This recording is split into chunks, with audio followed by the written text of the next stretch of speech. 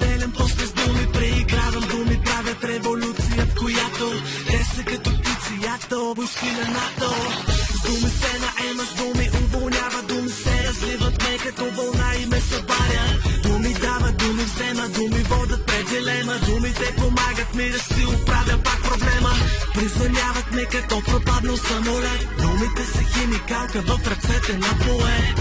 От устата на някой те са пистолет, думите нямат крака, но могат да ходят напред. Сърцето е сломено, сърцето е разбито, сърцето ме боли и думите го предизвикват. Дали да си говорим или да поспорим, да останем на здраве и моля и до скоро. Сърцето е сломено, сърцето е разбито, сърцето ме боли и думите го предизвикват. Дали да си говорим или да поспорим, да останем на здраве и до скоро. Думите балони скели издигат се нагоре, винаги един оцелен, за който няма сори, винаги виновен и винаги съборен заради уникалната способност да говори. Думите балони скели издигат се нагоре, винаги един оцелен, за който няма сори, винаги виновен и винаги съборен заради уникалната способност да говори.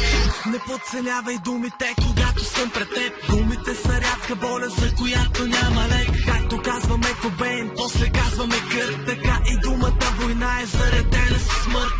Няма победители и победени, и неказаните думи винаги водят до проблеми. Носят болка и така и ни вкарват разни схеми, но го разбираме едва когато станеме големи. Поздравиме с здравей, за да има после как си. Думите са подредени, трите са прекрасни. Подбираме ли собствените думи да са ясни, или крием ги вътре в себе си на частно. Приказкаме с край с красиви думи и мелодия за нас.